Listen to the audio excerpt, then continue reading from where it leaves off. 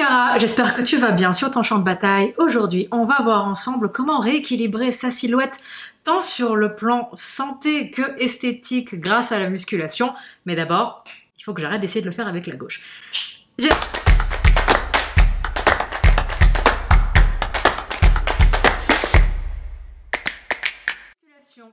La musculation est une méthode qui sert de socle à différentes activités, notamment le culturisme, notamment d'autres sports, mais aussi dans le milieu médical, à la rééducation. Dans cette vidéo, je vais aborder avec toi 3 conseils pour rééquilibrer ta silhouette, surtout du point de vue esthétique. Je tiens quand même à le préciser, ce rééquilibrage de la silhouette aide énormément également du côté de la santé. Pourquoi? Notre silhouette peut être déséquilibrée en raison de nombreux facteurs, je ne vais en citer que quelques-uns. Tu peux avoir déjà des déséquilibres qui vont être génétiques. Ton corps s'adapte à son environnement pour progresser et en fonction de ta génétique, tu peux avoir des déséquilibres qui vont en plus pouvoir être accentués notamment par de mauvaises postures ou par de mauvaises habitudes qui sont liées à notre quotidien. À ça peut venir s'ajouter des entraînements mal construits ou des entraînements trop ciblés sur certaines parties du corps que l'on voudrait développer. Du coup, qu'est-ce que l'on crée? On va créer des déséquilibres qui vont être non seulement esthétiques, mais aussi fonctionnels et physiologiques. Voilà pourquoi, notamment, beaucoup de pratiquants et de pratiquantes en musculation novices se blessent.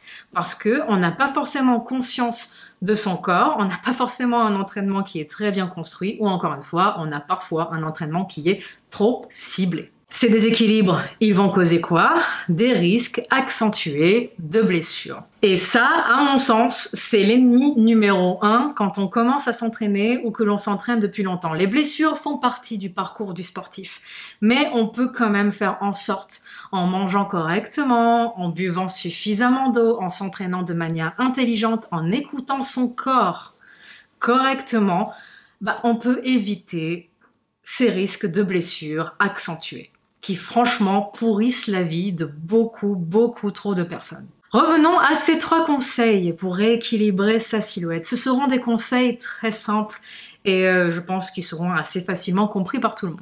Conseil numéro 1, parce que je sais que c'est une préoccupation de beaucoup de personnes, la taille affinée, l'illusion d'une taille plus marquée.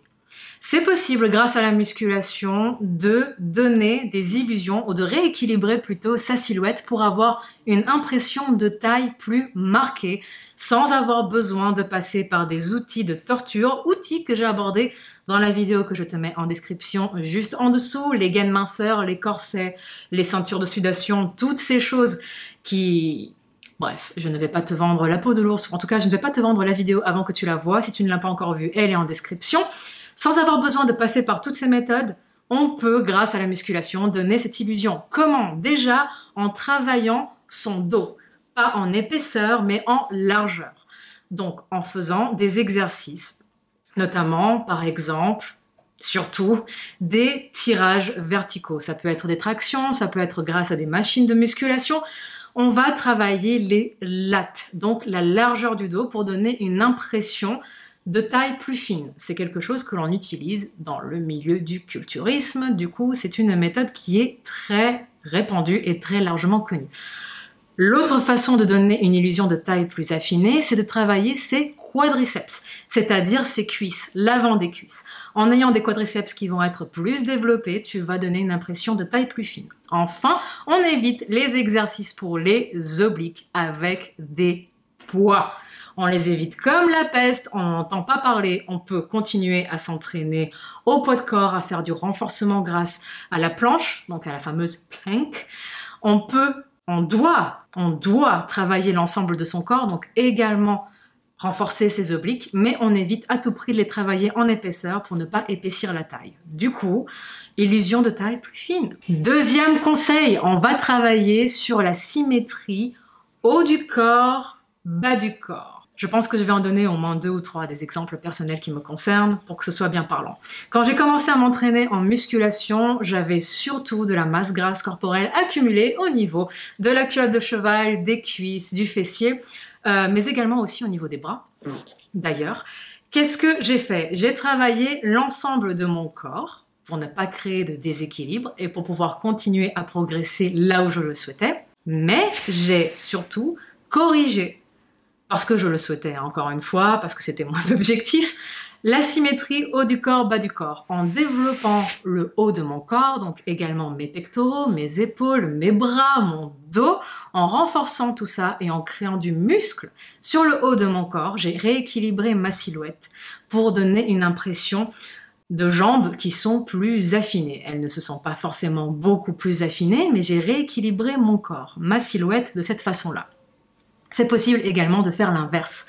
Quand on a un haut du corps qui est très présent, en créant de la masse musculaire au niveau du bas du corps, en travaillant tout son corps, bien évidemment, encore une fois, on peut donner une impression d'une meilleure, pas une impression, on peut créer une meilleure symétrie. Les exercices, parce que je sais que l'on va me demander des exercices, seront tous les exercices que l'on travaille en musculation. Donc les exercices polyarticulaires que sont le squat, le soulevé de terre.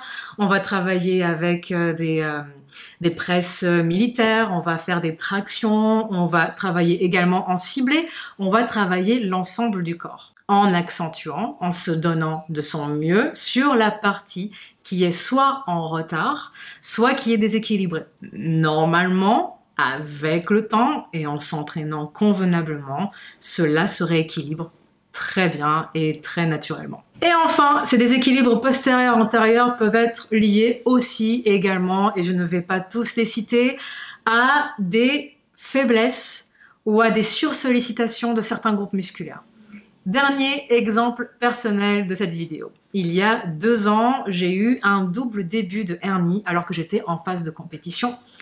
Qu'est-ce qui s'est passé? J'ai découvert à ce moment-là que je sursollicitais mes lombaires et que, en raison de ma physiologie, en raison de mon anatomie, j'avais tendance à solliciter davantage mes lombaires que mes abdominaux.